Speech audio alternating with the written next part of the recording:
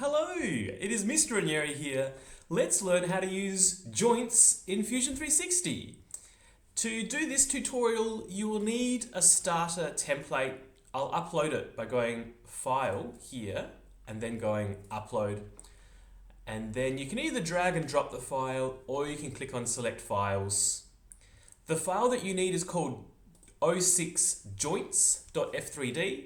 I'll put a link to that, or you can ask me for it, or double click on it to open it and then click upload. This is a little bit different from the previous starter template. Even though they're both bikes, they both look pretty similar.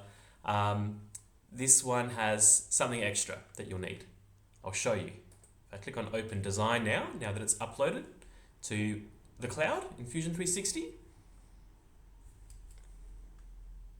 I'm gonna wait for it to load. Fusion 360 is a pretty demanding program, so it can be slow. Aha, here it is. I'll close that. Do you notice that we've got this component here, the rocker, this part of the bike? I'll zoom out by scrolling my middle mouse wheel, and I'll do shift middle mouse to orbit. There we go. Middle mouse and drag to pan. All right, so by the way, if you don't have those colors, you can click Inspect Display Component Colors to turn that feature on or off. I like it on. All right, so let's learn about joints. The cool thing about joints is they let you connect all the different components of your assembly, of an assembly that you might have, this is an assembly, together and say that this part is attached to that part, these parts rotate, these parts slide, and get it all connected together. Very cool. So currently, the only part that's not connected is this rocker here. I'll click on it, this one. And what needs to be connected? Let's have a look. I note that, let's have a look. So these holes here, these through holes, line up with this bolt, I believe. And these holes here line up with, let's have a look, line up with these bolts. And there's a ball bearing. There we go. See, there's a ball bearing right there. Get out of this mode. There's a ball bearing.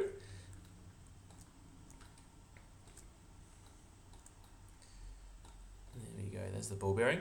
And that ball bearing needs to line up with this surface here. All right. So let's start with one of them. Let's start maybe with this ball bearing, that one there. There you go. I'll click on it. And I will orbit, just so I can see. There we go. There we go. Oop. Coming out. There we go.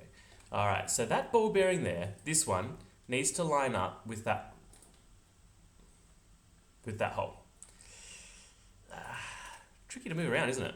Let's use these pan and orbit tools. That's probably the easiest way, especially if you don't have a 3-button mouse. All right, so first, let's find where that ball bearing needs to go. It needs to go in pan. There we go, in that hole there. So I'll press escape.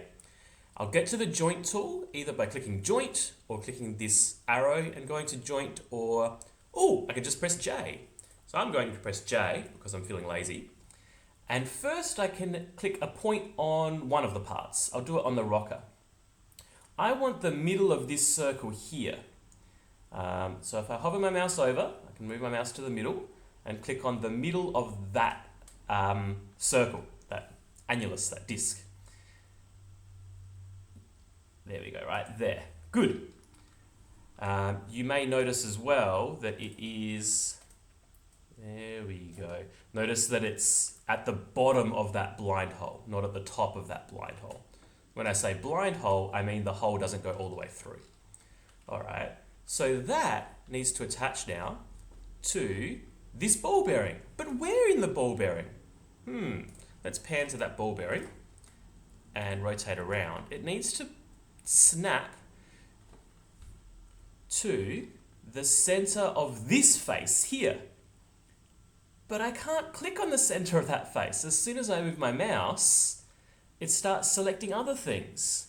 So what I can do is I can hover my mouse over this disc here because I want it to hover, I want it to be flat against that surface. And then I can hold Control Do you notice that now it doesn't start selecting other things? So just as another example, if I put my mouse on this one here and press Control, now as I move my mouse, it doesn't start highlighting different things. That's a handy way. If you've got a surface and you want to select a point on it, you can hold Control, and now you can easily select one of the other points without everything else being highlighted.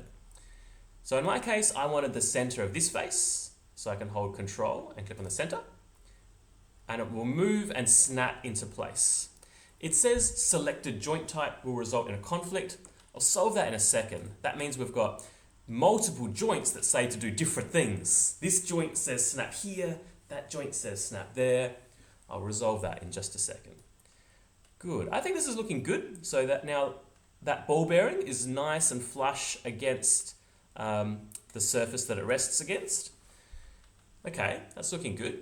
We can choose what kind of joint this is now. If I click Motion, I can make it a rigid joint where these parts are just glued together, essentially. Or I can make it a revolute joint, which means they can spin. In this case, I will have it as a revolute joint because this ball bearing can spin inside that hole for it. You can click on Preview Motion to get a little animation. The other kinds that you have are a slider, so sliding forwards and backwards along an axis, and a few others as well. Cylindrical lets you rotate and also slide, lets you do both.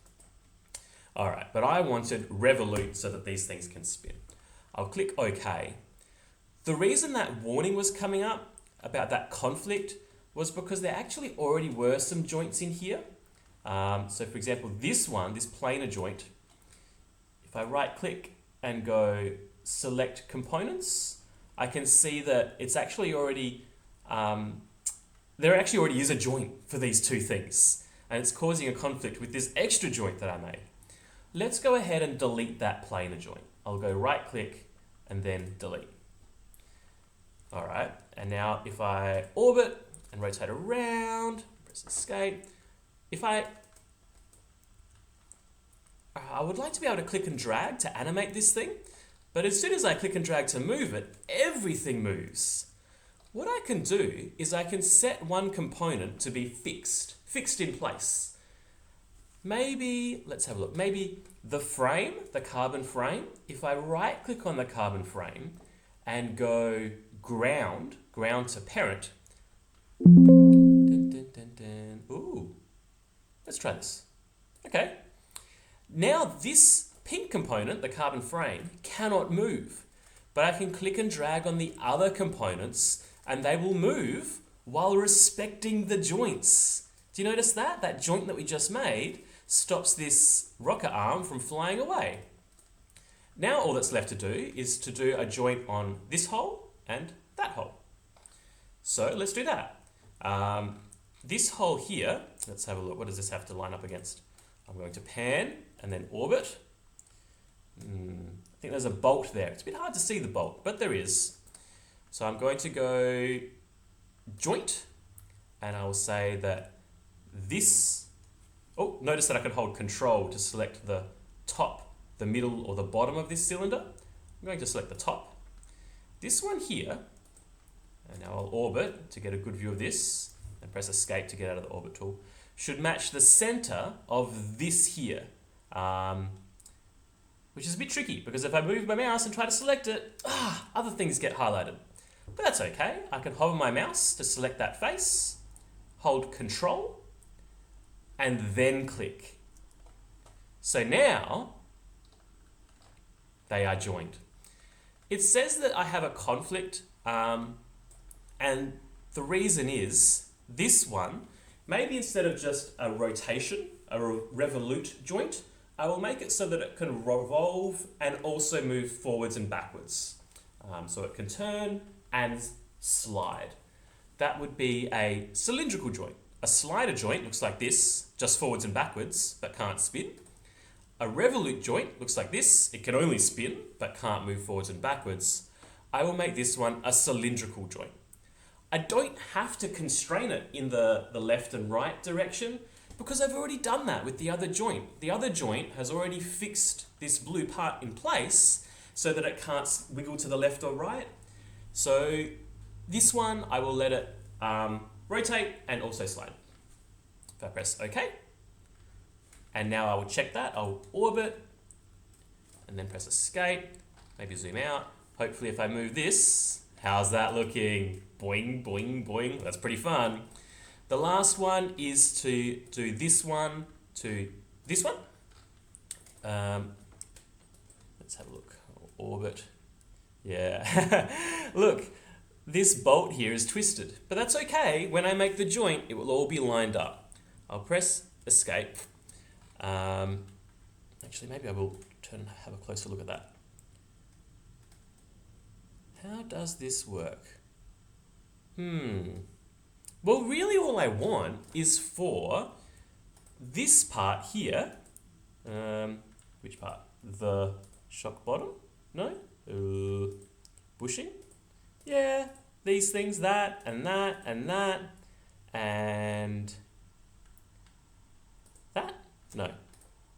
These parts here, at least that bolt, where's that bolt? That bolt is rocker components. I move my mouse. Do you notice when you click on a part, like the bolt, it highlights in the browser where it is? Outer parts. Oh, there we go. Anyway, I want this bolt to line up with this hole here. So I can go joint, and I will pick the center of this face here. It really doesn't matter whether I pick the top, the middle, or the bottom, as long as I pick a part of it, a point that is in the center, that's coaxial with that hole. When I say coaxial, I mean it's in line with that hole. So I'll click the center of this part. Maybe if I move my mouse over here and hold Control, it will be easy for me to click the center of that hole. And that needs to line up with the center of, well, I could do the center of this circle, or I could do the center of this circle, or the center of the bolt. It really doesn't matter. Maybe I'll do the center of this purple bushing. I'll hold Control, so I can move my mouse and click the center of the bushing.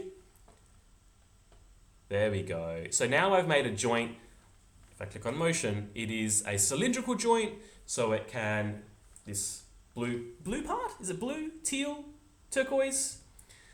Maybe teal, I'll call it teal. So this teal part can spin on that bolt and also slide forwards and backwards. I don't have to have it any tighter constraint than that. It's not like I could do Revolute where it could only spin, but I may as well leave it a little bit flexible because I've already constrained the forwards and backwards motion with the first joint that I made. So I don't need to constrain it again.